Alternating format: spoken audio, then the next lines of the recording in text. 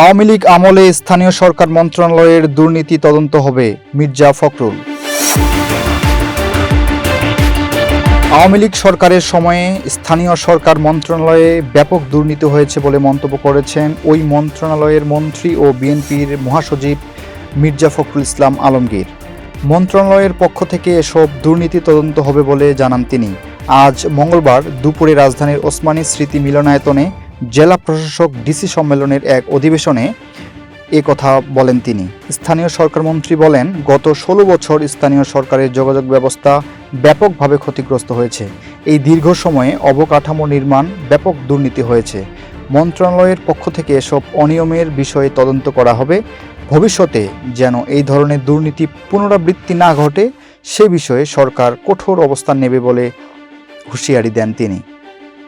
আগামী 1 বছরের মধ্যেই স্থানীয় সরকার নির্বাচন হবে বলে জানান মির্জা ফখরুল ইসলাম আলমগীর। ডিসিদের প্রতি নির্দেশনা দিয়ে মন্ত্রী বলেন, প্রধানমন্ত্রী তারেক রহমান ঘোষিত কর্মসূচিগুলো বাস্তবায়নে জেলা প্রশাসনের অগ্রণী ভূমিকা পালন করতে হবে। এই ক্ষেত্রে সংশ্লিষ্ট এলাকার সংসদ সদস্য ও স্থানীয় সরকারের অন্যান্য প্রতিনিধিদের সঙ্গে পরামর্শ করে সমন্বিতভাবে কাজ করার নির্দেশনা দেওয়া হয়েছে।